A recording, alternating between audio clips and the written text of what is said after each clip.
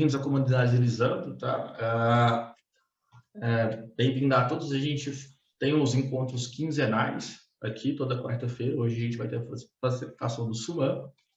Né? O nosso propósito aqui da comunidade é compartilhar conhecimento, impulsionar e empoderar pessoas com base forte no network honesto. É que mantemos desde a nossa criação. Como eu falei anteriormente, a gente vai mandando aí alguns avisos no chat.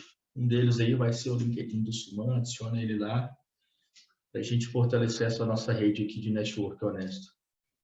Nossos eventos, eles são idealizados e produzidos com muito carinho. Tá? Para aproveitar ao máximo, a gente já combina aqui, faz alguns acordos. Nesse possível, use o fone de ouvido, né, para facilitar na comunicação. Ao interagir, mantenha o foco no tema do debate, né, e olho no time box. A gente vai aqui até às 21h30, Brasil, tá? O SUMAN está fora, está nos Estados Unidos. Cuidado com o seu som ambiente, se puder deixe seu microfone no mudo, tá? Para não ter muita interferência. A gente agradece aqui imensamente a presença de todos vocês. A gente tem alguns staffs aí que vai acompanhando. Se tiver alguma dificuldade, pode pingar a gente via chat. E a gente vai disparar também nossas redes aí, que a gente está aí com grupos no WhatsApp, no LinkedIn. Temos também lá um canal no YouTube e também no Instagram. Tá? Fiquem à vontade aí. SUMAN, tá contigo, cara. Obrigado, primeiramente, aí, por ter disposto um tempinho para a gente. Vamos fazer esse bate-papo aí bem tranquilo. Legal, boa noite, pessoal. Boa noite para todo mundo aí. Obrigado pela presença, obrigado, Bruno, pelo convite, Ana também. Acho que a ideia aqui hoje, até da conversa ali que eu tive com o Bruno, né, é mostrar uma coisa básica ali para iniciantes mesmo a respeito de Kanban, o que é o método Kanban, da onde que isso veio. Acho que tentar trazer, de fato, o que é o Kanban como um método evolucionário aqui, numa conversa que é para ser bem tranquila e aberta, que vocês se sintam bem à vontade. Então, a gente vai ter bastante tempo para conversar. Espero, né, que quem se sentir à vontade aí também, quiser ficar com a câmera aberta, acho que transformar isso mais no ambiente de bate-papo possível, eu acho que vai ser mais legal aqui para todos, né? E, enfim, eu vou só fazer uma breve apresentação antes para a gente ter um ponto de partida. E aí depois a gente começa a explorar um pouco mais. Acho que tem alguém só que precisa colocar no mudo. Estava vazando um pouquinho. Eu vou compartilhar aqui o material, gente, e aí a gente já vai para o nosso bate-papo também. Deixa eu achar vocês aqui.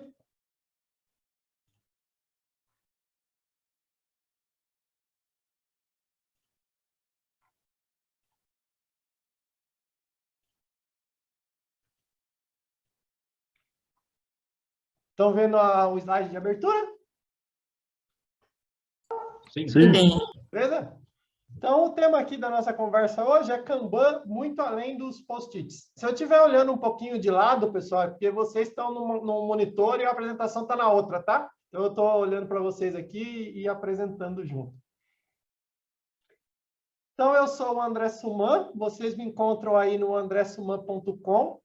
Eu sou Agile Coach da BRQ, que é uma empresa brasileira que tem operação nos Estados Unidos também. Eu moro nos Estados Unidos, eu moro perto de Baltimore, numa cidade que chama Bel Air. Não é o Bel Air do Maluco no Pedaço, lá do seriado, né? Aquele Bel Air, ele é na Califórnia, eu moro no Bel Air de Maryland. Então, para quem conhece um pouquinho dos Estados Unidos, eu estou na costa leste, ali, né, do lado direito do mapa. Eu moro a 1h30 da Casa Branca, lá da casa do Joe Biden. Uma cidadezinha pequenininha aqui, então. Então, eu sou Agile Coach da BRQ e eu também sou trainer da Kanban University. Então, por meio da minha empresa aí, eu dou os treinamentos oficiais das certificações Kanban, os treinamentos aí da Kanban University, que é a principal entidade aí de Kanban do mundo, que participa o próprio David Anderson, que é o pioneiro do método, a gente já vai falar dele daqui a pouco. Vocês me encontram no @andressuman.kanban no Instagram. É uma conta mais focada em compartilhar coisas de agilidade, de Kanban. Então, se quiser entrar em contato comigo lá. Ou todas as minhas redes sociais, elas são @andressuman. Eu costumo dizer que acho que não tem outro André Suman no mundo, Porque toda vez eu consigo esse login @André Suman. Então, o usuário André Suman do YouTube, do Facebook, sempre eu consigo. Então, acho que só tem eu mesmo. Tudo que vocês entrarem aí na internet e colocarem André Suman, possivelmente é alguma coisa minha ou que eu compartilhei, tá? Então, esse sou eu estou uma horinha para trás aí de vocês, para mim são 7h15 agora. E aí, já para a gente dar a largada aqui, é falar uma coisa. Kanban é um método. A definição de Kanban é um método evolucionário para o trabalho do conhecimento. O método Kanban, que é esse que a gente vai falar aqui, o pioneiro do método Kanban é o David Anderson. O David Anderson é esse cara que está na foto aqui comigo. O David Anderson, pessoal, ele começou com o método Kanban em 2004, 2005, quando ele trabalhou na Microsoft. Em 2010, 2011, ele escreveu o livro, que é o livro de referência do método Kanban, é a nossa bíblia aí do Kanban. Então, quando a gente fala do método Kanban, a gente está falando de uma coisa que tem aí menos de 20 anos, né?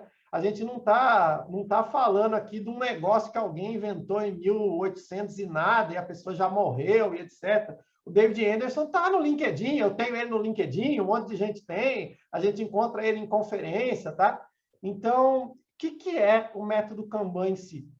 O David, ele se inspirou no Lean, se inspirou no sistema Toyota de produção. Então, muitos de vocês já podem ter ouvido falar do TPS, que é o sistema Toyota de produção, que veio ali das fábricas do Japão, próximo ali da época da Segunda Guerra, até um pouco antes da guerra e depois, mais fortemente, o Japão arrasado, infelizmente aconteceu tudo aquilo da bomba atômica e tal, é um país pequeno, é um país que não tem muitos recursos, e aí o pessoal lá da Toyota e o Taishi Ono e etc., eles começaram a melhorar os meios de produção. E aí teve o sistema de produção sem estoque, a filosofia Lean, etc. Só que isso é, no caso da Toyota, né? A Toyota faz carro, né?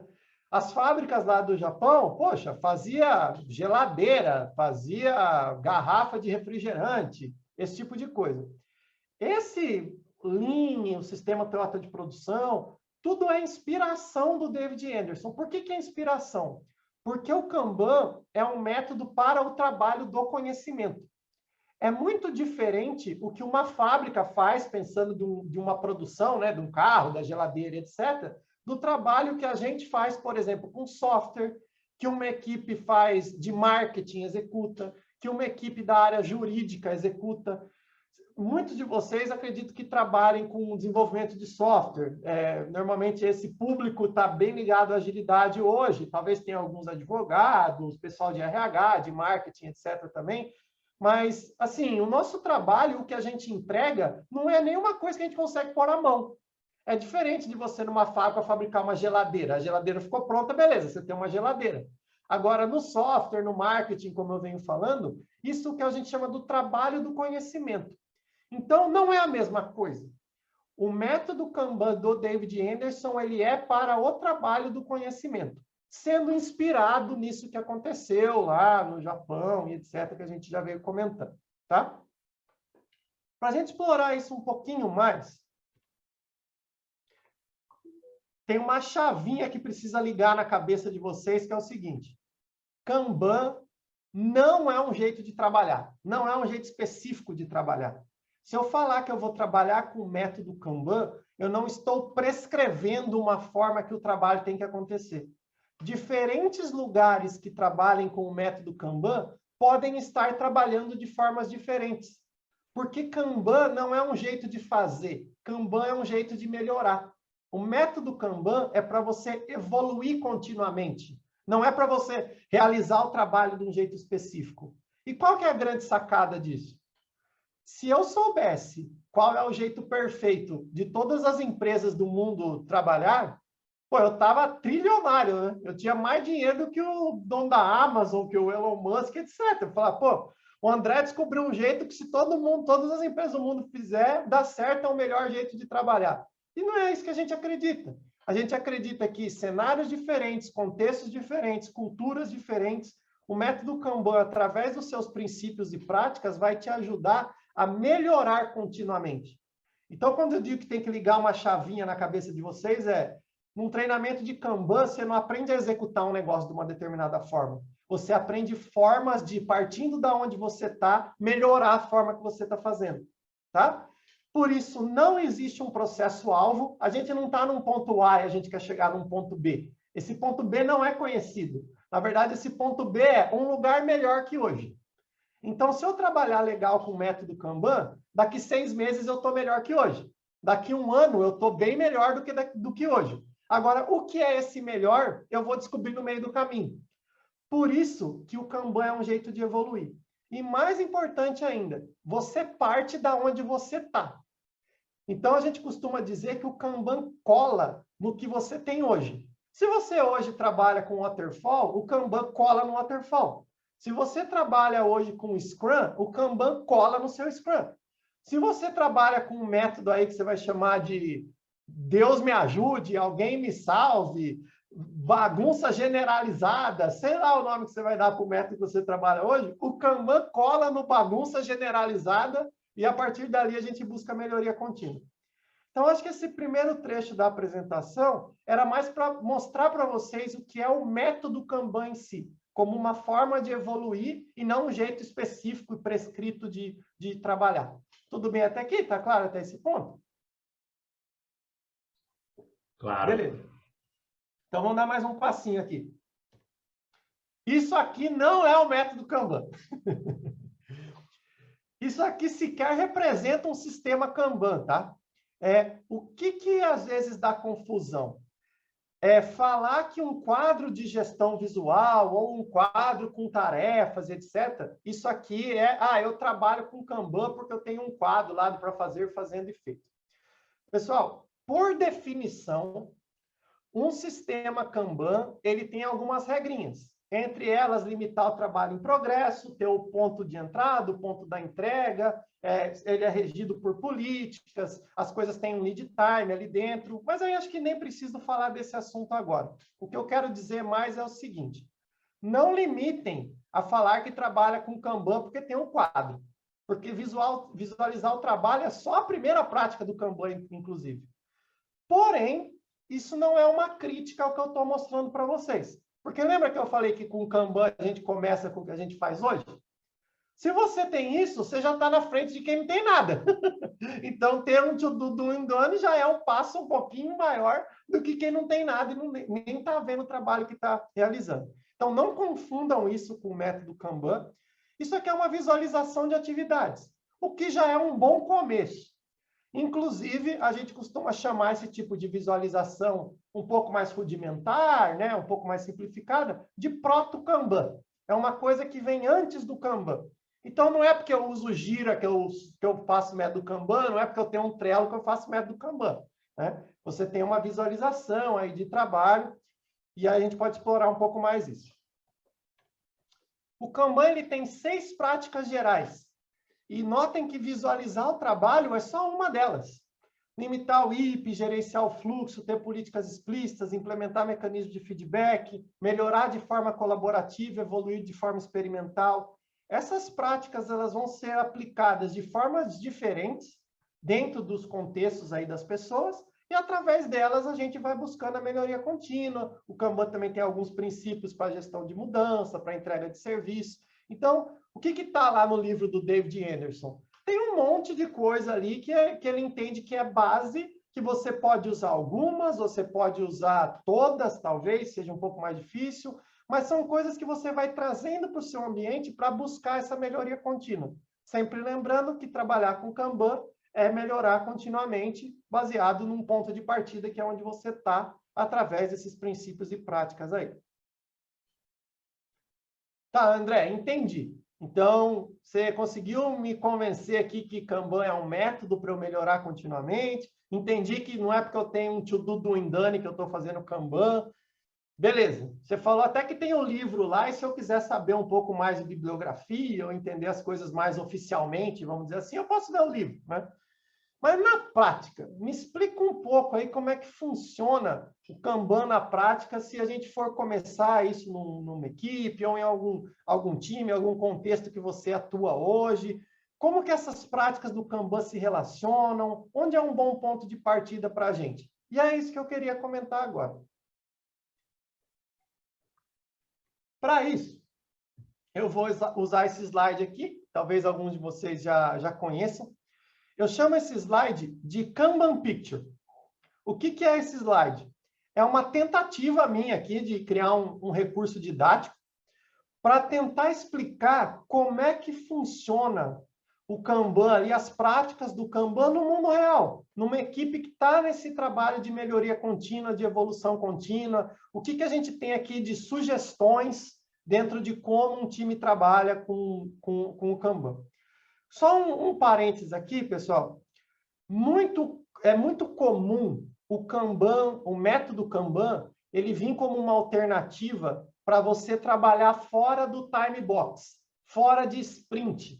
Por isso que em alguns momentos o pessoal fala assim, mas você usa Scrum ou você usa Kanban? Lembra, o Scrum é um framework, o Kanban é um método evolucionário. Dá para trabalhar com Kanban em cima do Scrum? Dá. Você vai continuar fazendo sprint, planning, tendo PO, review, retrospectiva, tudo isso, tá? É que em alguns momentos pode ser que você queira abandonar o uso da sprint e trabalhar de uma maneira mais contínua, sem estar delimitando o trabalho em intervalos de tempo. Normalmente, as equipes que vão usando o Kanban, em algum momento, param de usar o time box. Podem parar se isso for uma medida evolucionária e benéfica para elas. Então, eu vou trazer aqui mais esse conceito de talvez eu não estou usando o time box, tá? Para a gente explorar um pouquinho mais aqui das práticas. Então, a primeira coisa é o seguinte, a gente visualiza o trabalho.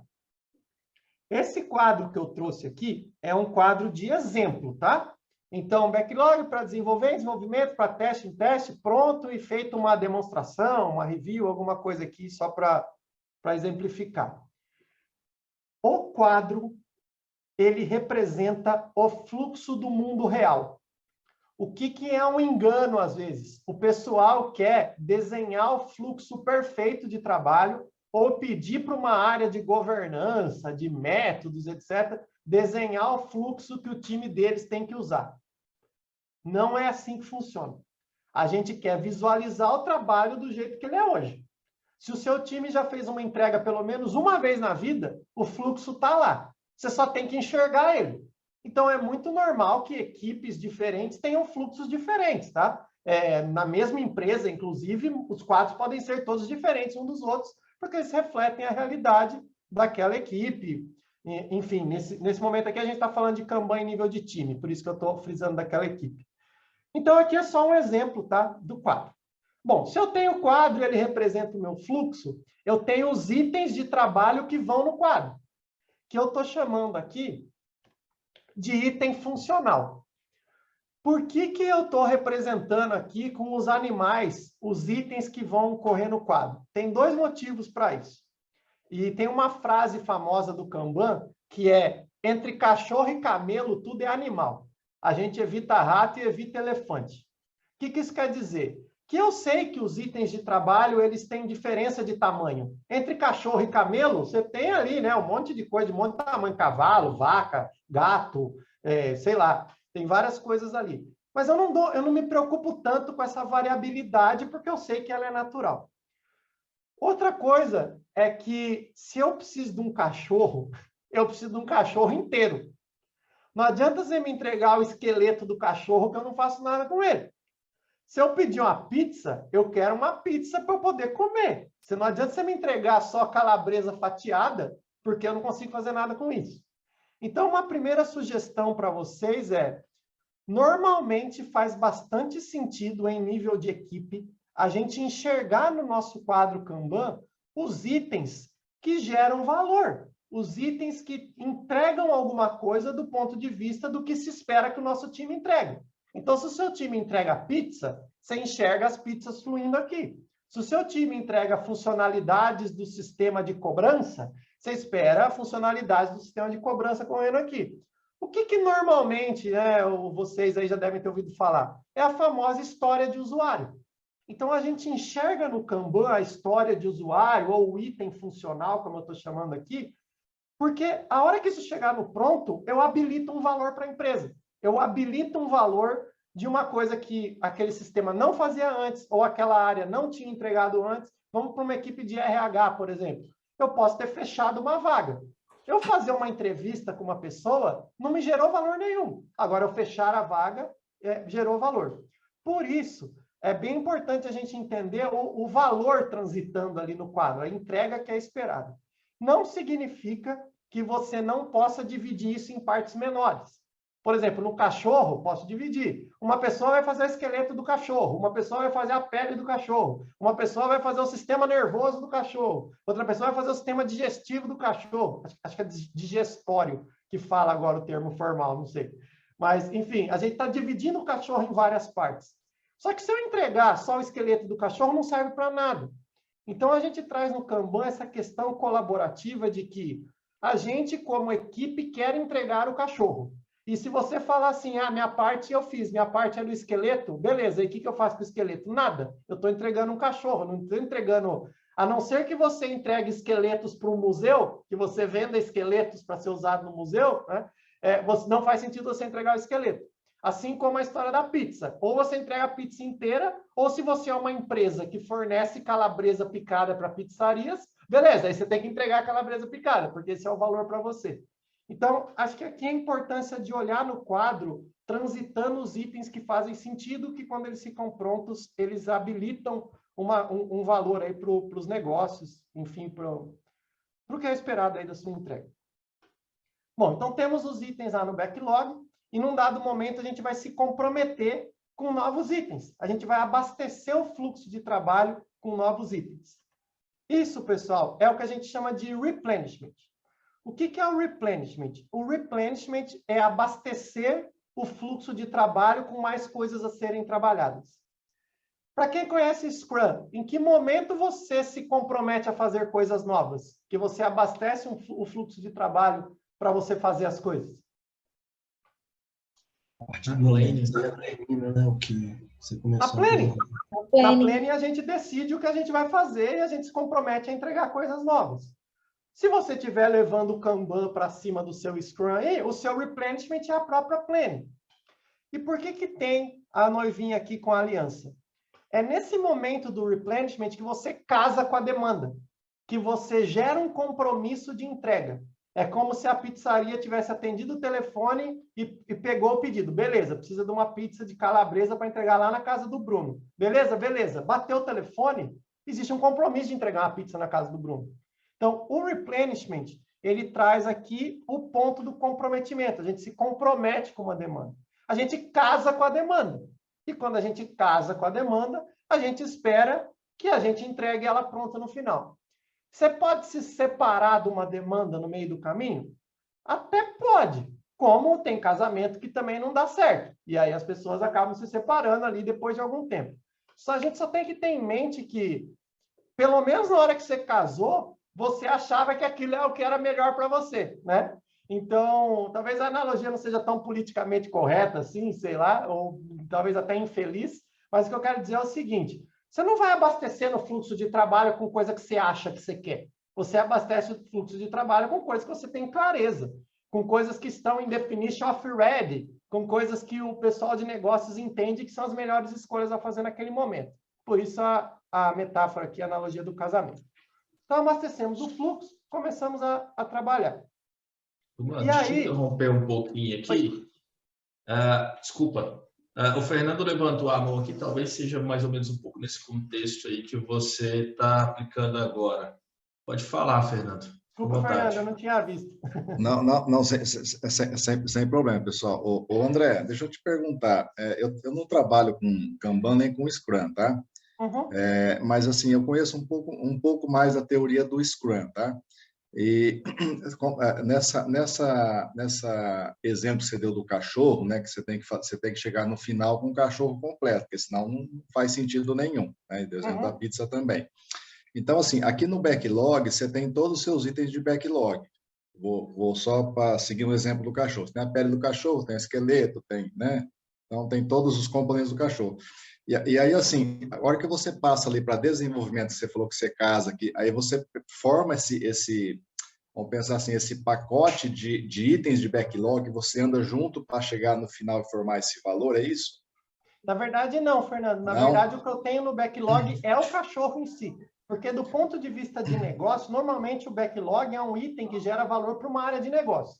Qual que é a sua área de atuação, Fernando? Só para dar um exemplo mais palpável para você. É TI? É alguma outra área? TI, eu sou desenvolvedor, Tá. isso. Então vamos lá. Então vamos pensar que você desenvolve um sistema de que área de negócio? ERP.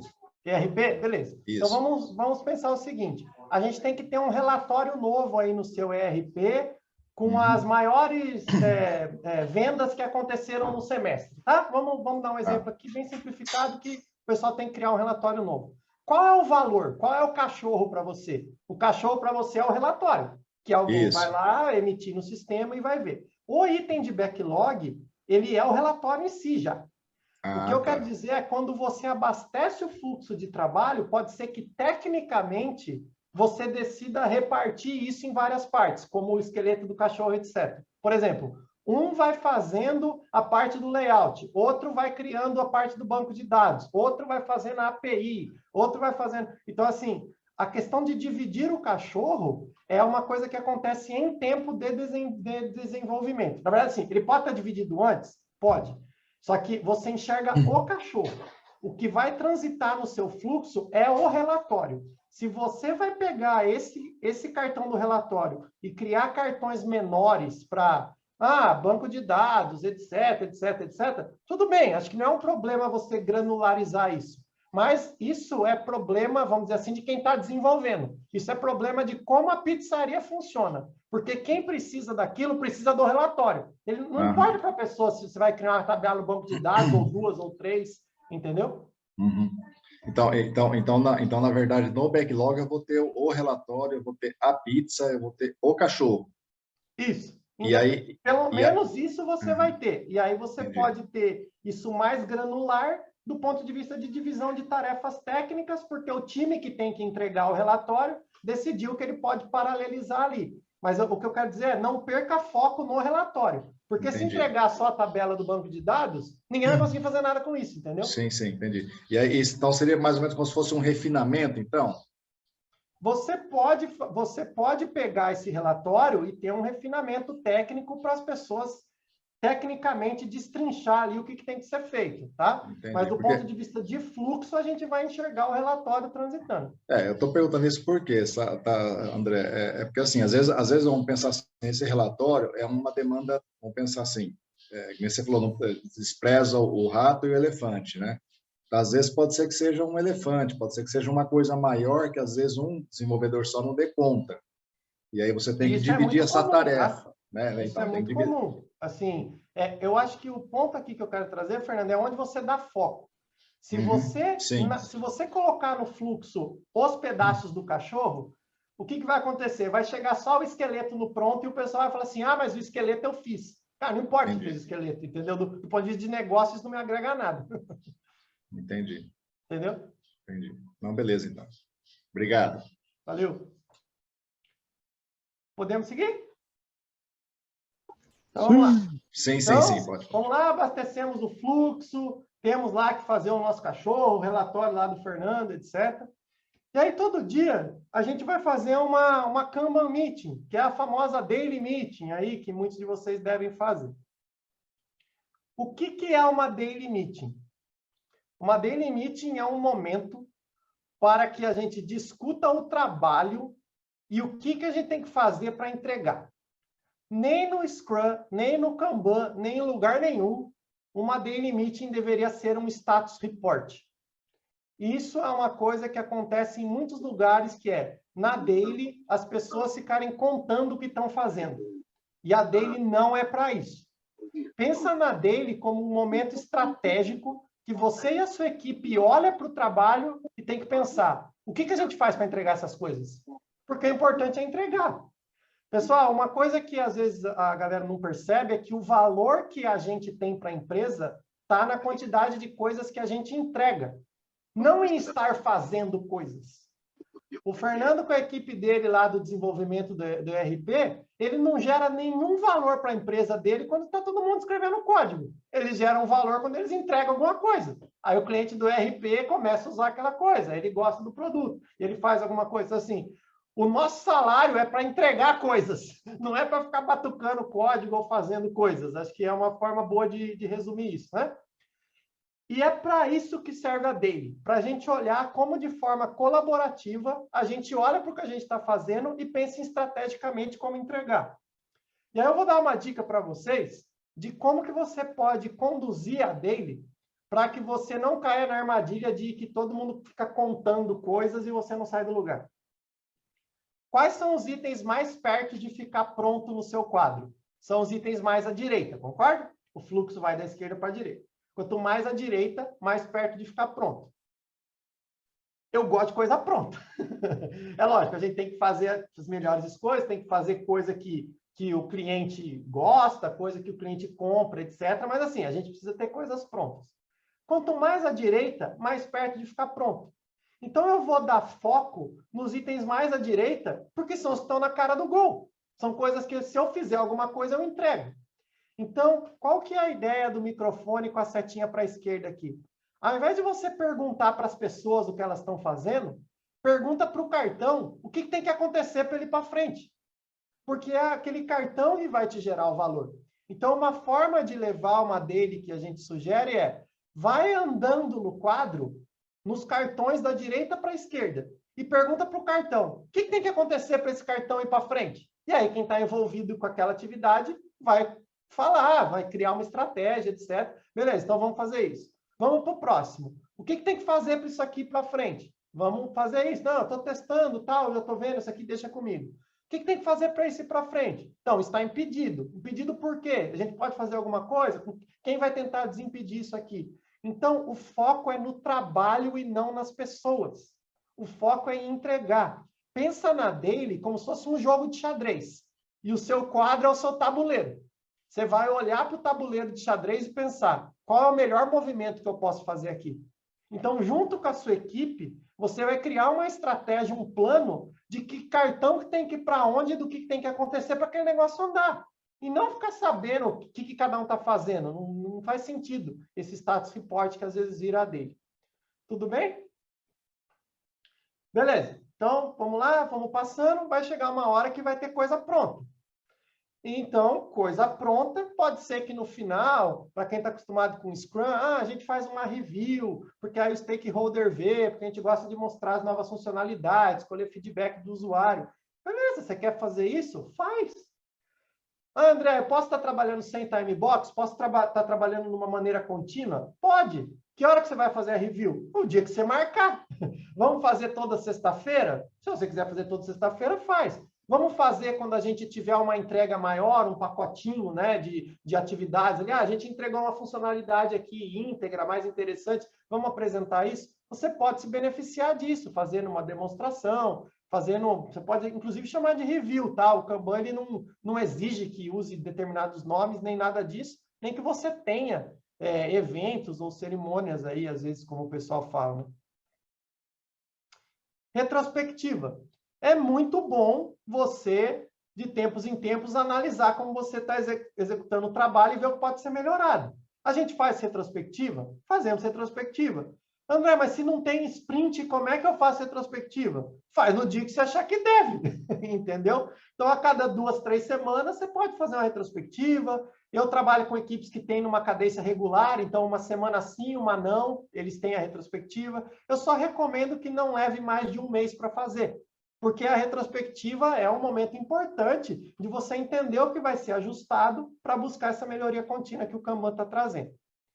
Bom, até aqui, pessoal, ficou bem parecido com o que a maioria talvez deva conhecer, de fazer um planejamento, abastecer o fluxo de trabalho, tem daily, a gente apresenta, faz retrospectiva. Vamos entrar em umas práticas aqui mais Kanban mesmo agora. Limites de WIP.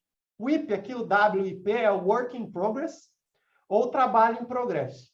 Um sistema Kanban, no Kanban, uma das práticas do Kanban, bem importante, é limitar o trabalho em progresso. O que isso significa? A gente limita a quantidade de coisas que a gente faz ao mesmo tempo.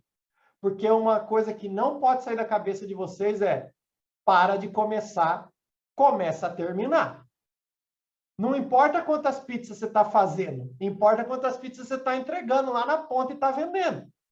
Então, o que importa lá para o time do Fernando do ERP é quantas coisas ele libera para ser utilizada lá dentro do ERP, não quantas coisas ele está fazendo em paralelo. E, às vezes, pessoal, fazer muita coisa em paralelo, na maioria das vezes, vai atrapalhar muito, porque você está com um monte de coisa aberta. Ah, fiquei enroscado, pega a outra. Fiquei enroscado, pega a outra. Ah, pega esse aqui também, porque o gerente falou que tem que fazer, e etc. Aí você começa a fazer um monte de coisa e não entrega nada. Então, limitar o trabalho em progresso, o que significa esses números aqui? São números de exemplo, tá? A gente descobre isso de forma experimental dentro de cada contexto, mas quantas coisas a gente faz ao mesmo tempo? Então, pode ter 2 cartões em teste, 2 para teste, 4 em dev, 4 para dev. Isso é experimental, mas a gente começa a entender a capacidade do nosso sistema. A gente pensa no quadro como um fluxo de trabalho que tem uma capacidade, como se fosse um cano d'água. Se aquele cano d'água consegue passar 100 litros de água por minuto, não vai passar 200. E se passar 50, ainda tem lugar para mais. Qual é o grande ponto? A sua equipe, ela tem uma capacidade de trabalho. Só que essa capacidade de trabalho não é tão fácil de enxergar quanto do cano de água que eu acabei de falar. Então, limitar o trabalho em progresso, você começa a entender qual é a capacidade ali da sua equipe de trabalho em paralelo, de quantas coisas dá para fazer e de gerar cadência de entrega, tá? Bom, outra coisa é uma sugestão que costuma fazer bastante sentido, que é, quando você está olhando o fluxo de trabalho, muito provavelmente vai fazer sentido que o trabalho vai fluindo da esquerda para a direita. Ah, André, se eu voltar o cartão no quadro Kanban, eu vou arder no inferno do Kanban? Não, não vai, tá? Não está escrito em nenhum lugar que isso é proibido. Mas eu vou, em alguns cenários, inclusive, eu acho que faz sentido. Mas eu vou argumentar aqui com vocês o porquê que a gente recomenda não voltar cartão no fluxo. E talvez a melhor forma de eu explicar por que não voltar cartão no fluxo é explicar o que acontece se eu volto. Porque aquele item que está em teste lá, e agora eu conversei com o Fernando, agora eu vou pegar sempre ele de exemplo. Então, o time do Fernando está fazendo aquele relatório lá do ERP que a gente combinou, e aí a pessoa foi testar e falou assim, poxa, a hora que eu coloco aqui valor acima de 1 milhão, o relatório está quebrando, está ficando cortado. Então, precisa corrigir o campo aqui do relatório. Pô, André, então eu não tenho que pegar o cartão do teste e jogar para desenvolvimento? Por que que eu recomendo que não? Porque esse item aqui, que está em teste, ele já tem um nível de informação nele, um nível de maturidade do ponto da entrega muito maior do que os itens que estão aqui para trás. Esse item que está aqui em teste, ele já passou pelo desenvolvimento, o desenvolvedor já falou que na máquina dele funciona, e etc. Isso já andou, isso já tem mais conhecimento agregado. Aquele item é como se o seu fluxo fosse igual quando a gente vai para a escola. Você começa na primeira série, você sabe um pouco de coisa. Aí você vai para a segunda série, terceira série, quarta série, quinta série. Você vai acumulando conhecimento. Esse item que está em teste, ele tem um problema? Tem, mas ele tem um monte de conhecimento agregado a ele. Se você volta ele para desenvolvimento, você vai colocar ele no mesmo balaio ali, no mesmo saco de outros itens que o conhecimento está começando a ser construído, que você está entendendo o que você tem que fazer para desenvolver. Você vai perder a referência de uma coisa que está muito mais madura do que outras que ainda está começando o trabalho. É como se você pegasse alguém da 7ª série e voltasse a estudar na primeira série. Ó, você não aprendeu uma coisa direito, volta lá para a primeira série para aprender. E não é assim que funciona. Se lá na 7ª série você não lembra alguma coisa da primeira série, é na 7ª série mesmo que você vai ter que resolver. Então, esse item que está aqui, a gente mantém ele na coluna, por quê? Porque ele mais à direita do quadro, ele passa a mensagem de que assim, olha, eu já estou quase pronto. Se você fizer alguma coisa aqui comigo e corrigir o que está faltando ser corrigido, eu já vou ficar pronto. Então, você continua com essa referência do que está mais maduro, mais perto de ficar pronto à direita. E outra coisa, você melhora essa capacidade da equipe de enxergar o trabalho de forma colaborativa. Por quê? Você para com essa briguinha de que, assim, eu sou testador, eu cuido da coluna em teste, eu não quero que tenha nada nessa coluna aqui que eu não estou testando. Cara, não é o que cada um tem que fazer. O seu papel como testador não é tirar coisa da coluna de teste. E o seu papel como desenvolvedor não é tirar coisa da coluna de desenvolvimento. É Vocês, dentro da especialidade de vocês, têm que entregar o item. É esse que é o ponto. A gente tem que parar com essa história de que eu concordo que as pessoas têm especialidades, eu concordo que tem gente que é melhor desenvolvendo, gente que é melhor testando, gente que é melhor de front-end, gente que é melhor de back-end. E desculpa, pessoal, eu estou dando exemplos mais de software, porque eu sei que é o contexto da maioria aqui, mas isso se aplica a qualquer coisa. Porém, é a mesma coisa no time de futebol. Tem gente que é melhor para fazer gol, que joga no ataque. Tem gente que é melhor para proteger e evitar que gol aconteça, que joga na defesa. Só que no time de futebol, não tem como o atacante ganhar o jogo e o goleiro perder. Ou todo mundo ganha, ou todo mundo perde. E aqui na nossa empresa, aqui no nosso time, ou todo mundo entregou, ou ninguém entregou. Então, é essa que é a ideia de trazer para um ambiente mais colaborativo, onde, embora tenha especialidades, a gente olha o trabalho como um fluxo e a gente atua nesse fluxo para fazer as nossas entregas.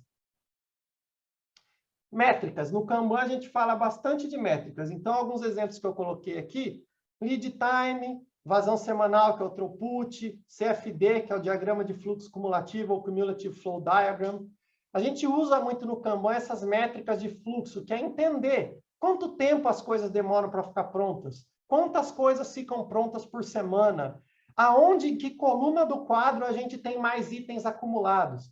É claro, a gente poderia fazer até, e a gente pode fazer numa próxima aí, Bruno, um evento só de métricas, porque tem bastante coisa para a gente conversar. Mas aqui é só para dar ideia para vocês que no Kanban a gente tem muito isso de olhar os dados, de olhar o comportamento do sistema, de ver aonde os cartões estão ficando enroscados, de entender a nossa capacidade de entrega para a gente tomar decisões e fazer promessas que a gente pode cumprir. Políticas explícitas. O que são políticas explícitas? O seu jeito de trabalhar, ele tem umas regras. Tem, por exemplo, definition of ready, definition of done, quando que a gente faz replenishment, qual que é o nosso limite de WIP. Tudo isso são políticas explícitas. As políticas são os seus combinados aí com a equipe de como que o trabalho é regido, como é que ele acontece. E por que a importância dela ser explícita? Para todo mundo entender a regra do jogo. Então, o jeito da sua equipe trabalhar são as políticas explícitas ali, que todo mundo conhece, que todo mundo entende como a coisa tem que fluir.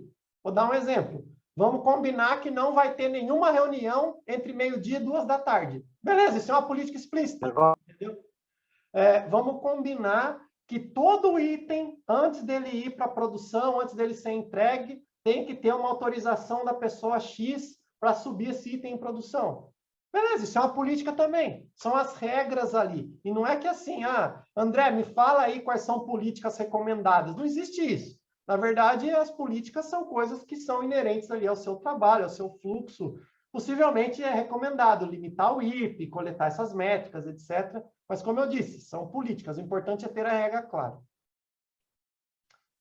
SDM, o que é essa sigla que está no cantinho aqui? Service Delivery Manager, ou SDM. Esse é o nome sugerido na literatura do Kanban para alguém que consiga ajudar e apoiar na melhoria do fluxo e no método Kanban em si. Alguém que está entendendo como o fluxo de trabalho acontece, que seja mais propositivo em relação ao que a gente pode colocar de melhoria e etc. Alguém usa esse nome? No mercado, pouquíssimos lugares. Como que o mercado chama isso hoje?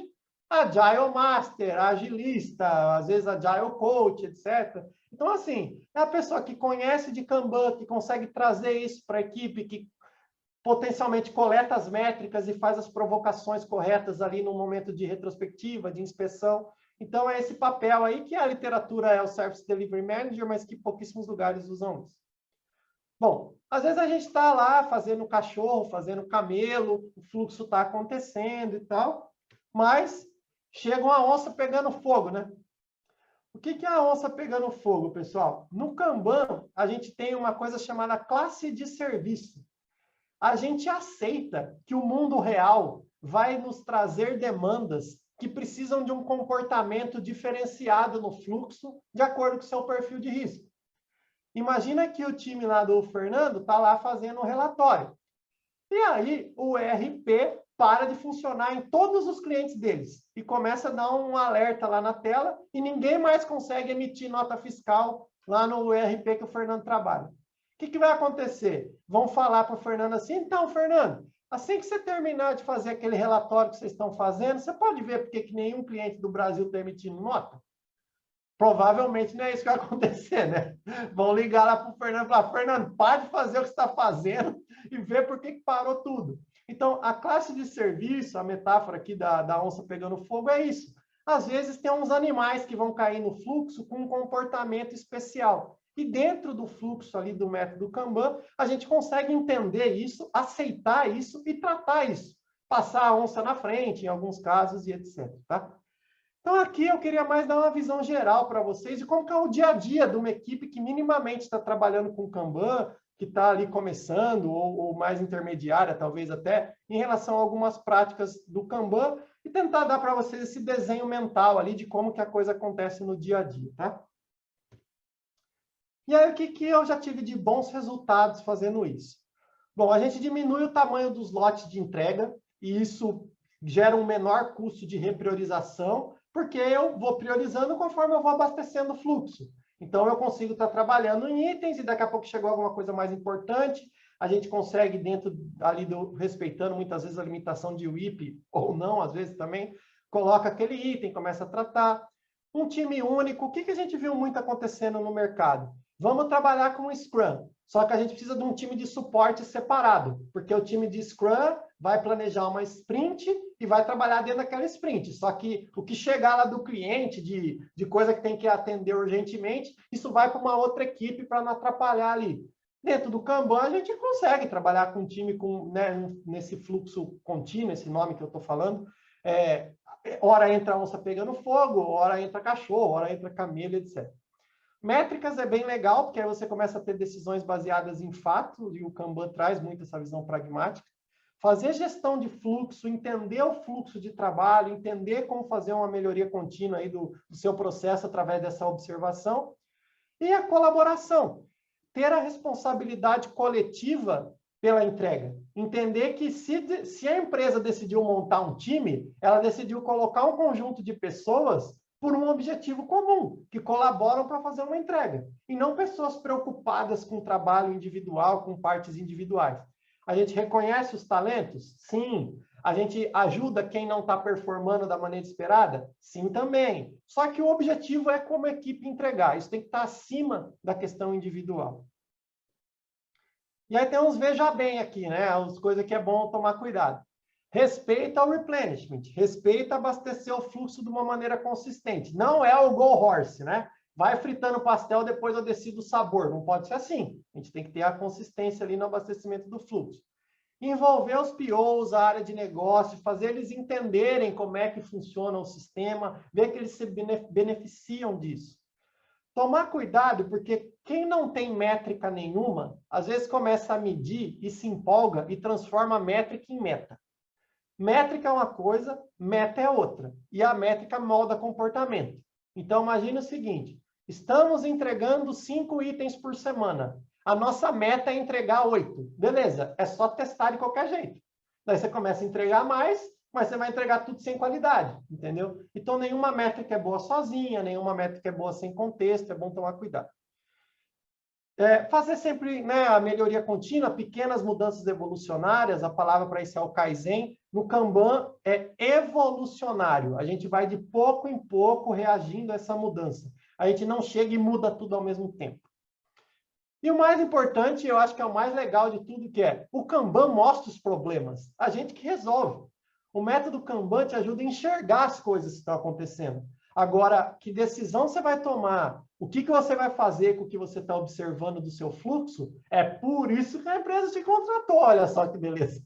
A empresa precisa de alguém que seja propositivo, entendendo o que está acontecendo, de forma a melhorar isso, né? E colaborando aí com os colegas também e tudo mais.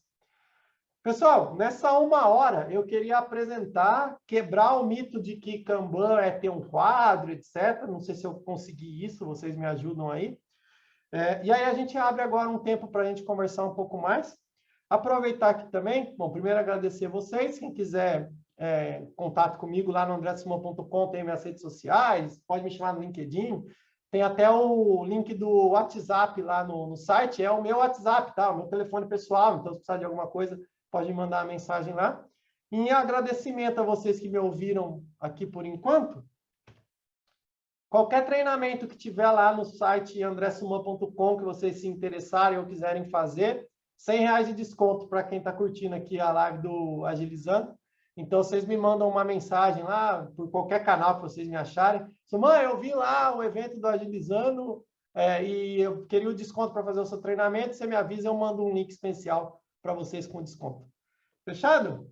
Ó, fechei certinho em 1 hora, hein? Agora a gente fica disponível aí para conversa. Boa, Suman. Cara, obrigado. Né?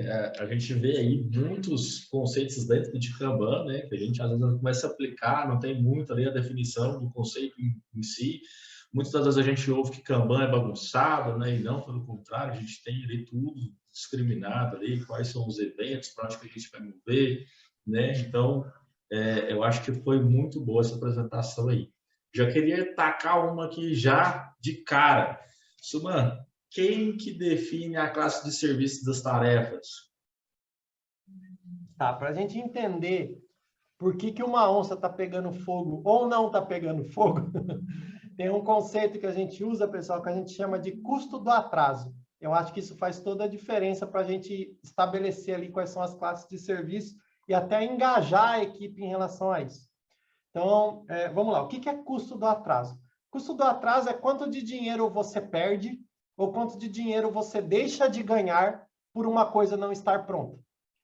Por que lá naquela história do Fernando eu comentei que ele provavelmente pararia de fazer o relatório e teria que atender o bug que está evitando de emitir nota fiscal? Imagina quanto dinheiro você perde se você não estiver conseguindo emitir as notas fiscais no ERP. Claro, entregar o relatório vai gerar valor para o produto? Vai. Mas, assim, é absurdo o que você perde de o sistema não estar gerando nota fiscal. Então, é isso que nos ajuda a entender um pouco a classe de serviço. Não existe só a classe de serviço expedite ou urgente, tá? Não existe só a onça pegando fogo. Existem outras classes de serviços sugeridas, por exemplo, itens que tem que sair numa data específica. Vamos dar um exemplo. Imagina que a gente tem que liberar uma funcionalidade para Black Friday. Se a gente liberar ela hoje, não serve para nada.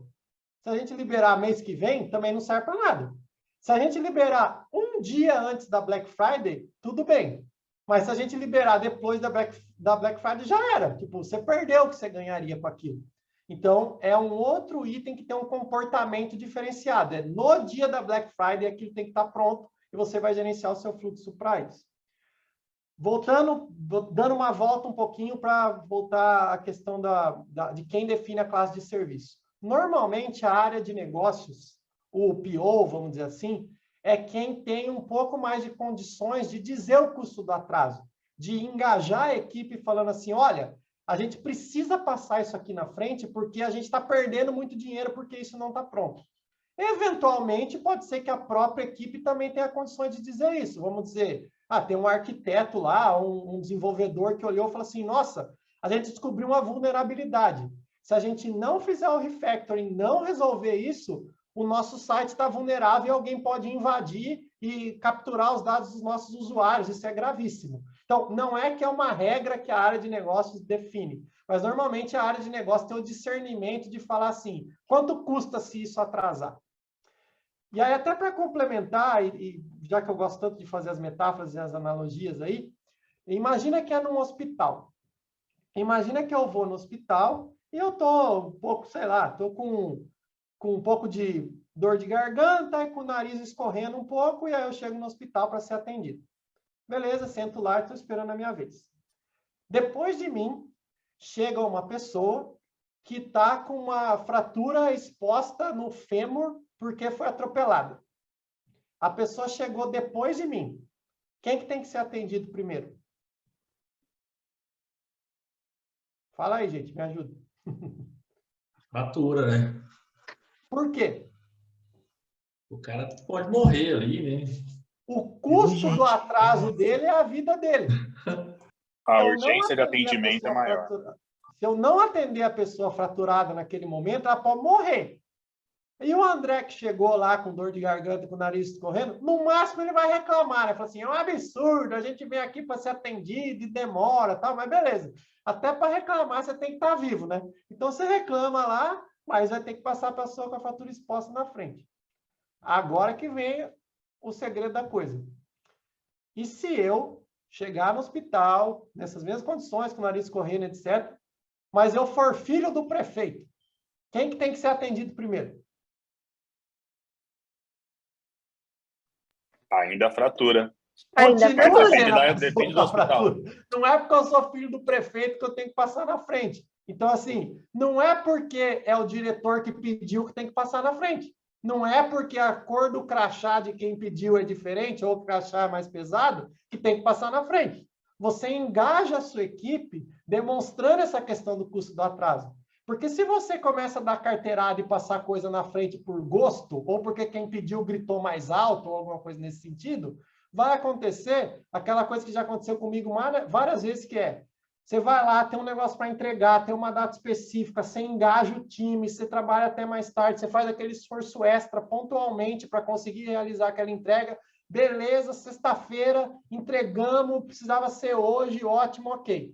Depois de 3 semanas, alguém chega e fala assim, vocês terminaram aquele negócio lá que a gente tinha pedido e tal? Você quer morrer, né? Você fala assim, pô, a gente se matou 3 semanas atrás porque tinha que ser naquela data, e aí agora estão vindo perguntar se está pronto. Quer dizer, ninguém fez nada com aquilo ainda. A gente não precisava ter feito aquele esforço adicional. Então, essa questão do custo do atraso, pessoal, é bem legal quando você consegue explorar com a equipe, entender aquilo, né? Seria assim como na pizzaria a gente percebesse que a gente tem que começar a fazer uma pizza diferente porque ela está vendendo muito, porque ela vai fazer a pizzaria ganhar mais dinheiro. Então, a gente tem que fazer mais dessa, por exemplo, né? Eu acho que essa que é a ideia, Bruno. Então, não tem resposta direta para a sua pergunta, mas normalmente é quem consegue ter uma análise melhor do custo do atraso ali, que vai estabelecer as questões da classe de serviço. E a classe de serviço pode mudar ao longo do tempo também.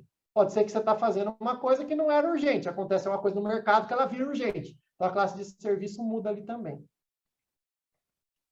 Boa, Simão. Vai lá, Roberto. Opa, boa noite. Cara, eu vou te dar um contexto, e aí eu talvez não tenha... Consultoria é mais caro, hein, Roberto? Cara, vai ser... É um pouco de consultoria, sim. Eu tô brincando, Roberto. Por favor, faça mas da minha parte é mais curiosidade. O lance é assim, ó. Imagina que eu cheguei na empresa, tá? A mando de um diretor. E ele disse assim, ó. Eu tenho 10 times aqui. Eu quero que tu crie um fluxo para esses 10 times, o mesmo quadro para esses 10 times e ensine Kanban para eles. Como é que tu enxerga isso? Tá, eu acho que primeiro é explicar para esse diretor que o Kanban é um método evolucionário, que não é um método de gerenciamento de processo ali. Talvez ele tenha uma visão deturpada disso aí. A gente fala que no Kanban a gente começa com o que a gente tem, Roberto. Então, se você entender num primeiro momento que é inviável criar os fluxos de trabalho ali, então você vai ter que trabalhar com o que você tem para poder demonstrar que está dando errado e para poder tomar decisões melhores depois. Eu argumentaria com esse diretor, no cenário que você está me trazendo, de explicar o Kanban como um método evolucionário, dele comprar a ideia que a gente começa com o que a gente tem e a gente vai fazendo processo evolucionário. Não espere de uma pessoa que vai trabalhar com Kanban que chegue ditando uma regra dentro de uma equipe, porque o fluxo está lá. E sabe o que o fluxo faz? O fluxo ri da sua cara. Se no seu fluxo de trabalho você tem, por exemplo, uma etapa que é aguardando a homologação, e você chega lá e desenha o seu quadro sem o aguardando a homologação, vai ter que aguardar a homologação de qualquer jeito. E o cartão vai estar numa coluna lá que não significa o que está acontecendo. Então, assim, o fluxo ri de você quando você não reproduz o mundo real no quadro. E aí o quadro, o benefício dele é fazer a gestão visual. Então, se ele não tiver uma gestão visual do fluxo que está acontecendo no mundo real, você acaba até perdendo o benefício em alguns casos, né? Não sei se eu respondi a sua pergunta, ou eu tenho que mandar a primeira meia hora desse evento aqui para o seu chefe lá. Não, é que assim, até o cenário que eu dei é como se eu tivesse chegado, mas assim, tipo assim, quando eu cheguei, o cenário era esse já, entendeu? Então, assim, eram diversos times trabalhando no mesmo fluxo e obrigatoriamente, entendeu? E aí, pô, daí eu tô falando de uma startup que virou unicórnio, era muita grana, e esse diretor, ele não quer ouvir que ele não, sei lá, que tu não pode despadronizar, entre aspas, ele quer a padronização, porque isso na cabeça dele ganha escala, entendeu? Então, esse é o cenário, entendeu? Montado. Acho que o ponto todos os times têm o mesmo fluxo de trabalho? Se Não, tem, com certeza eles não. podem ser o mesmo. Agora, se ele não tem, não tem como ser. E aí a cabeça do diretor, talvez, é assim, você não ganha escala engessando o fluxo de trabalho, porque no mundo real ele não está acontecendo desse jeito. Você ganha escala dentro da cultura da empresa, criando essa questão de evoluir continuamente. Eu acho que esse que é o ponto, né? Perfeito. Aí, só para fechar, tá? Aí, supondo que o cenário é esse, e esse diretor foi embora e chegou outro, e disse assim, ó, desfaz tudo isso daí, os times todos vão mudar, e eu preciso de um fluxo. E aí? Tá. Esse diretor está revolucionando, Roberto. O que a gente fala que é uma revolução? É mudar tudo de uma vez. Nesse cenário, talvez Kanban não seja um método indicado. Porque, assim, você tem que acreditar na mudança evolucionária para você trabalhar com Kanban. Eu entrei, na BRQ, eu entrei na área de back-office em janeiro. A gente está há 6 meses fazendo pequenas mudanças evolucionárias. Você pode revolucionar? Eu não estou dizendo que se você fizer uma revolução e chegar lá e brotar um processo lá, agora o processo é esse, pode ser que você vai ter resultado? Pode, mas a sua dor também é maior. Qual é a questão do Kanban ser evolucionário? Dói colocar um limite de WIP? Dói. Dói fazer uma daily de um jeito diferente? Dói. Só que dói pouco porque você está fazendo uma coisinha desse tamanho. Se você chega e fala assim, tá tudo errado, tem que fazer isso, a dor é muito grande. E aí é uma revolução. Se eu falar a palavra revolução, o que vem na cabeça de vocês? Aconteceu uma revolução. É Revolução Francesa, Revolução Farroupilha, é guerra, é arma, é forca, é gente morrendo na fogueira. Por quê? Porque está mudando tudo de uma vez. O que a gente quer é evolução. Lembra do Darwin? Os olhos adaptados vão ficando, as coisas que fazem sentido, né? A gente vai evoluindo.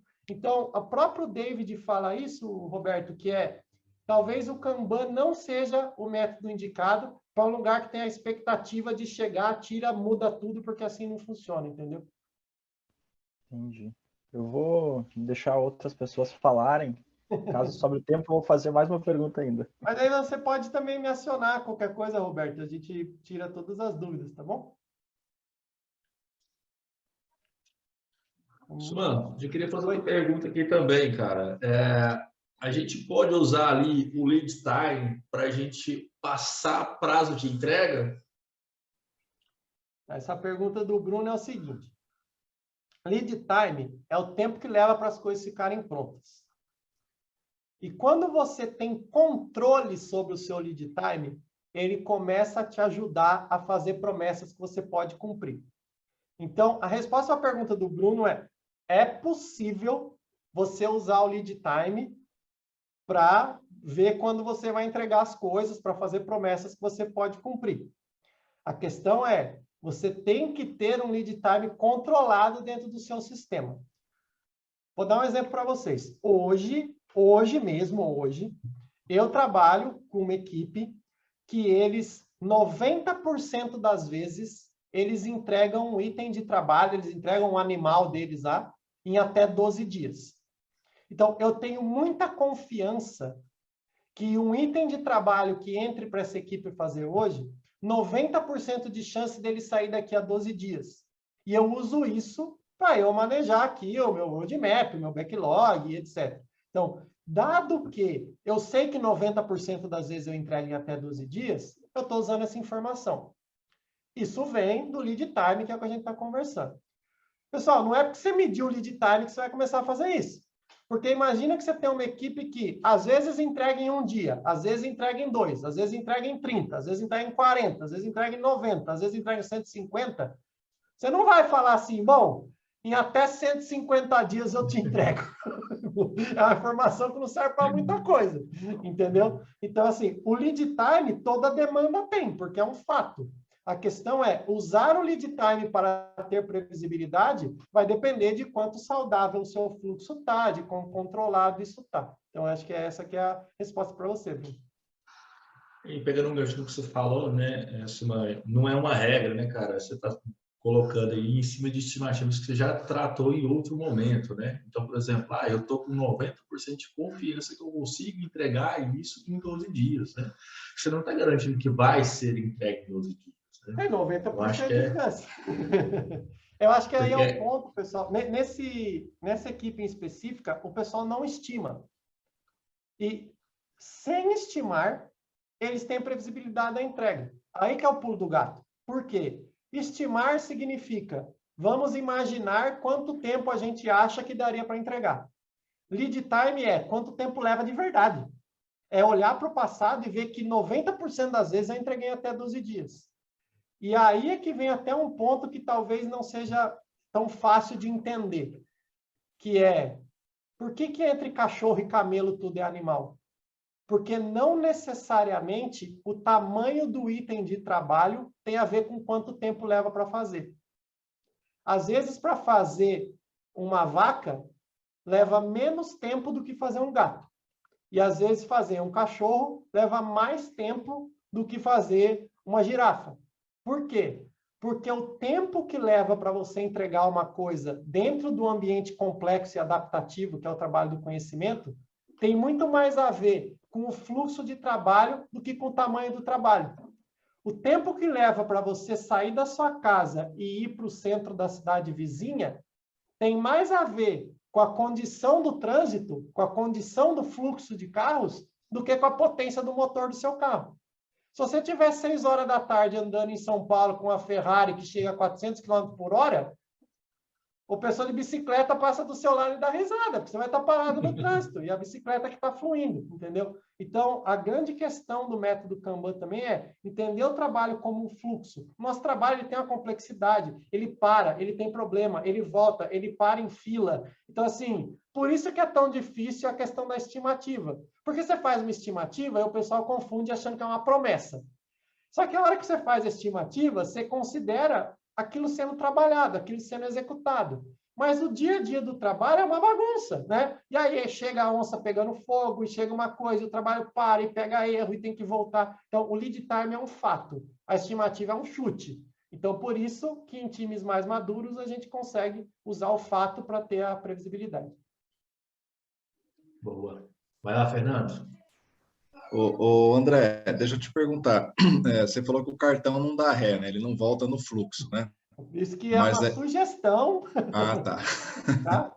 Mas assim, vamos pensar assim, chegou no teste ali ou na homologação, por exemplo, e viu-se que falhou alguma coisa ali, talvez o dev sei lá, esqueceu alguma coisa ali. Uhum. O que seria o mais recomendado? Eu crio um novo cartão no início para compor esse outro que está no teste lá ou não? Qual que seria a recomendação nesse caso? E aí faz um link um com o outro, é isso? Faz uma relação, não? Essa questão aí, acho que até é uma questão ferramental, né, Fernando? Tem lugar que o pessoal vai querer criar um item de trabalho, etc. Eu vou te dar uma resposta um pouco mais prática do ponto de vista de fluxo. Está em teste, achou um problema, significa que aquele cartão tem um impedimento, certo? Ele não consegue sair do teste enquanto esse problema não for corrigido. Aí a gente vai lá e taca um impedimento em cima daquele cartão. Coloca uma bandeirinha nele, troca a cor dele falando, esse aqui não vai sair daqui enquanto a gente não corrigir o bug. E aí alguém vai lá, corrige o bug, tira o impedimento e coloca. Já que eu estou fazendo tanta analogia aqui para vocês, vou fazer mais uma. É o carro que está andando na rodovia e furou o pneu. Furou o pneu é porque achou o bug, né? Porque não tem como sair dali. Você encosta o carro, põe o triângulo de sinalização, tá todo mundo olhando ali e fala, beleza, enquanto você não resolver o pneu ali, aquele carro tá parado. Então vamos lá resolver, tira o triângulo e o carro segue. Já conectando com a resposta, é por isso também que a gente sugere não ter uma coluna de bloqueado no seu quadro, ou uma coluna para itens com impedimento. Por quê? Porque o seu quadro ele representa o fluxo. Você não desenvolve, testa, põe em bloqueio e depois entrega, certo? Bloqueio é uma condição que o item assume numa etapa do trabalho. Ele pode estar em desenvolvimento e ficar bloqueado, ele pode estar em teste e ficar bloqueado, ele pode estar em homologação e ficar bloqueado.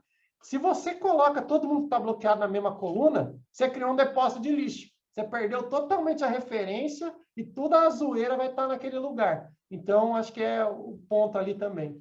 Respondi a sua pergunta?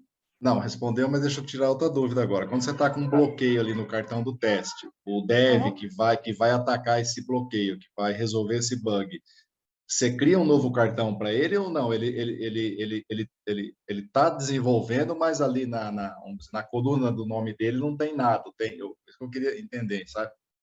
Na verdade, assim, ele está atuando naquele cartão da direita. Tá. Para mim, não existe essa de que dev atua na coluna dev, QA atua na coluna QA. Para mim, não tem isso. Em alguns lugares, Fernando, o pessoal, e aí eu não vou entrar no mérito aqui do porquê, tá? A gente gosta de ter uma tarefinha, um cartãozinho, o filho do cartão original, para a gente registrar todos os erros que foram encontrados, por exemplo. Então, já vi lugares que o pessoal vai lá, cria um cartãozinho filho, né? E para que fique registrado ali o critério de aceite ou qualquer coisa assim e tal, em cima daquela correção. Aí é uma questão mais operacional. Eu acho que o importante é, na gestão visual, a gente fica vendo aquele cartão com o triângulo de sinalização lá falando, ó, tem um problema aqui, se você não resolver, eu não vou sair daqui, entendeu? Entendi. E aí dá para talvez colocar esse bloqueio e falar assim, que é o Fernando Deve que está resolvendo esse bloqueio. Aí eu vou lá e e o André, que é o testador, aí eu falo, André, ó, já resolvi o bloqueio. Tira o bloqueio e você continua o teste. Exato. Acho que a gente estimula muito essa comunicação da equipe também. Entendi. Né? E aí também não ferra o lead time. O lead time continua seguindo o seu fluxo normal, né? Porque aquele cartão eu acho que a questão do lead time você não iria atrapalhar tanto, porque o cartão parado ou o cartão andando, o lead time está contando. Mas tem outras métricas que voltar o cartão no fluxo te atrapalha, como, por exemplo, o diagrama de fluxo cumulativo. Você perde a referência do fluxo de trabalho em si. Entendi. Beleza, obrigado, viu? Valeu. Boa. Pessoal, a gente acabou de mandar o formulário aí de feedback, tá? Aproveitando aí um pouco. Vocês podem, se puder, compartilhar aí o feedback de vocês, seria muito importante para a gente, tá? Paulo, manda bronca aí.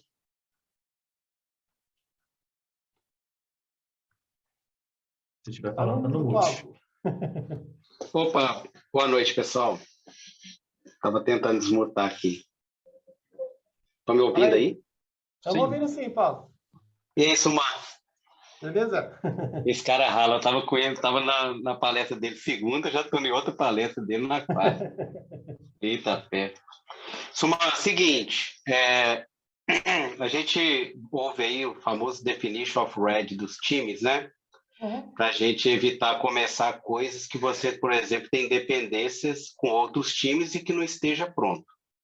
Só que se a gente olha para a área de negócio, para a área de produto, quando eles demandam alguma coisa de TI, eles não querem saber das subdivisões de TI. Se você depende de um time que vai te entregar um endpoint, e esse time, ele depende de um time de segurança, que por sua vez depende de um time de infra. A área de negócio quer saber o seguinte, TI, quando é que você me entrega esse negócio? Eu vejo muitas vezes nos times colocando definition of red, que a gente só começa alguma coisa quando o time que você depende está pronto. Isso, na minha cabeça, na minha interpretação e nos prazos que eu vejo emergir disso, a gente está cascateando. TI é cascata, porque se um depende do outro, o outro depende do outro, e você só começa uma coisa quando um time terminou, a gente está cascateando as coisas e aí o lead time dessa entrega para a área de negócio fica extenso. Então, duas perguntas baseadas nisso. Primeiro, como é que você trabalha com as dependências, geralmente, principalmente quando tem dependência de dependência? Como é que você dá visibilidade disso no Kanban? E como é que você enxerga essa política explícita, esse combinado de a gente só começar depois que o time que eu dependo terminou? Boa pergunta. Isso, como você mesmo falou, Paulo, isso é uma política. E é uma política definida nesse contexto que você está falando, entendeu? Assim, isso não é uma regra do Kanban falando assim, Você tem que ter um definition of ready só a hora que a outra área te entregar a API que você começa a desenvolver outra coisa aqui. Cara, isso talvez é uma empresa específica entendeu que essa seria a melhor forma de trabalhar e é uma política e beleza. Cabe a gente entender se a gente consegue lidar com isso. Qual que é o ponto? Acho que aí a resposta não é nem via Kanban, eu dou a resposta baseada em experiência de mercado mesmo, né? Acho que tem algumas formas da gente melhorar isso e evitar esse cascateamento que você comentou, baseado em engenharia de software, né? Hoje a gente tem formas de definir assinatura de API, etc, um monte de coisa que dá para combinar antes, né? E aí disparar o trabalho em paralelo. Qual que é o ponto? A visão que eu trouxe para vocês aqui, Paulo, e aí acho que até para simplificar e trazer um pouco das práticas, eu trouxe Kanban no nível de um time. Eu estou partindo do princípio que a gente abasteceu o fluxo de trabalho com o item a ser trabalhado, e esse item vai sair pronto. O Kanban, ele não é um método de nível de time. A gente usa Kanban em nível de time, mas Kanban é um método em nível de serviços. O que é o nível de serviço? É uma necessidade que surge e uma necessidade que é suprida na outra ponta. E, às vezes, isso passa por mais de um time.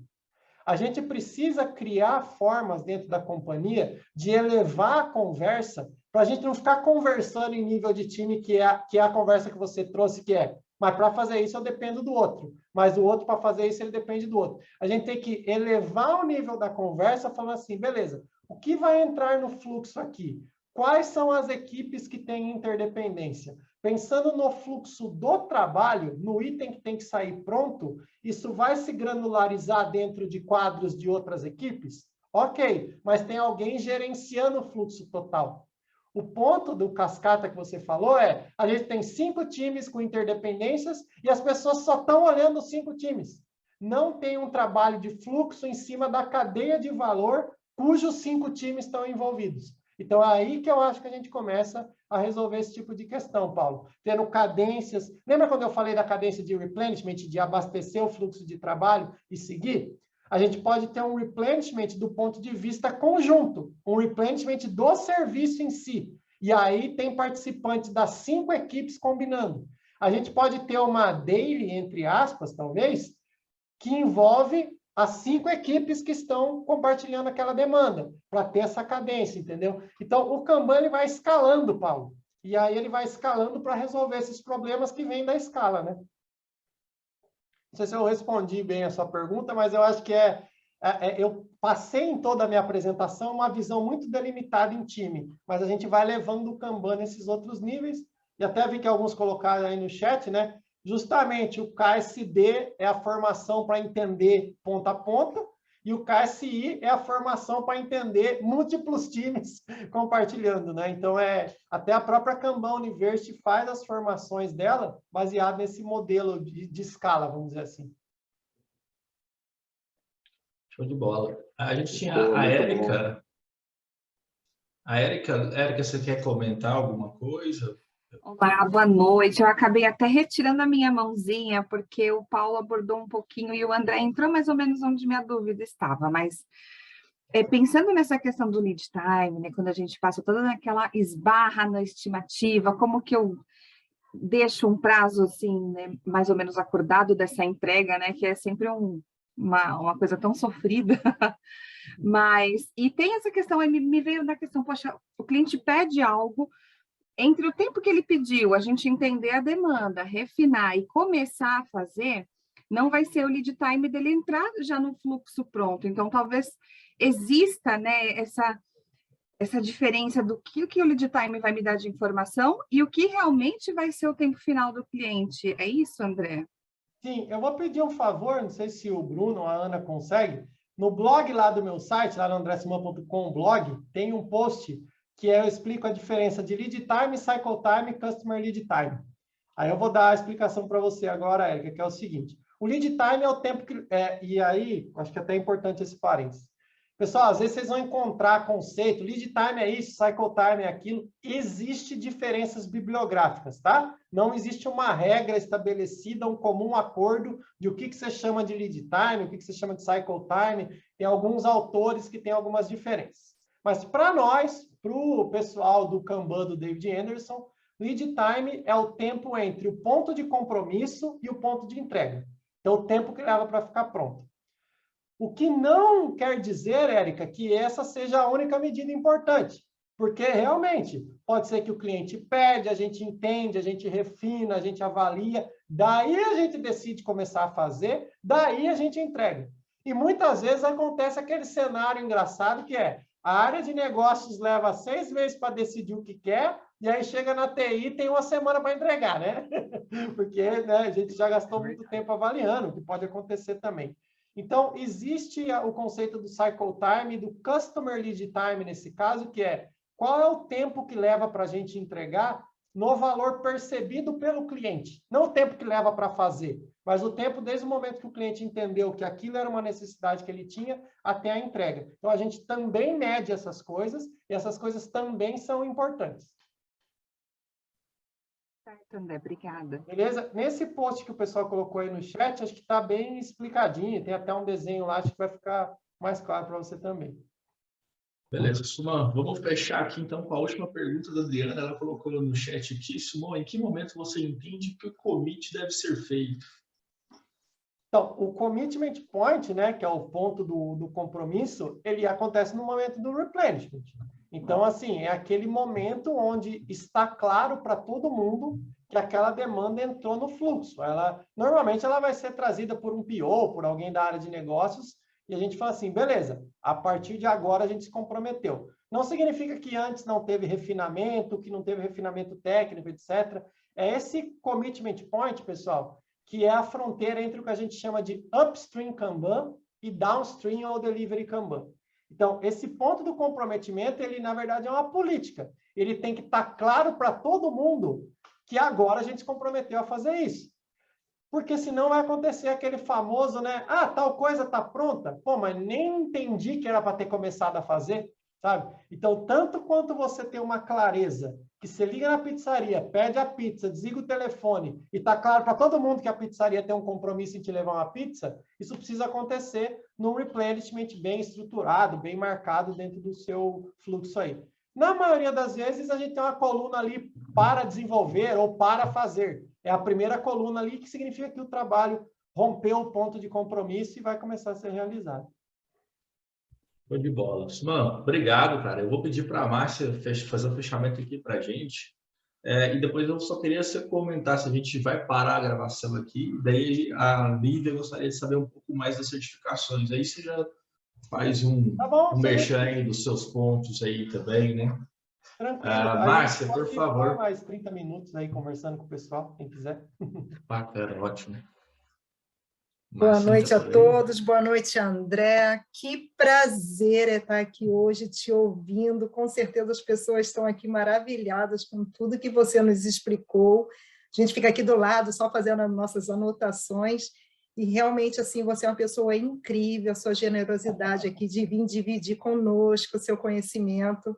A comunidade inteira te agradece, tá, André? Muito obrigada mesmo por você estar aqui hoje. E, obviamente, as portas aqui da comunidade estão abertas para você. Volte sempre, volte mesmo, porque a gente realmente precisa de pessoas como você que vem aqui nos ensinar, dividir e fazer com que a gente passe esses momentos tão agradáveis ao seu lado, viu? Foi muito importante essa noite aqui para a gente. Obrigado, gente. Eu fico feliz em ajudar. Acho que talvez, assim, eu trabalho igual todo mundo, tá? Então, assim, meus projetos também têm problema, também tem os meus rolos aí para lidar durante o dia, né? Talvez acho que eu só comecei um pouquinho antes da maioria, né, que está aqui. Então, aí trago um pouquinho de bagagem para poder compartilhar com vocês também, mas fico à disposição de todos aí também e agradeço. Acho que é muito bom a gente poder compartilhar um pouquinho do que aprendeu.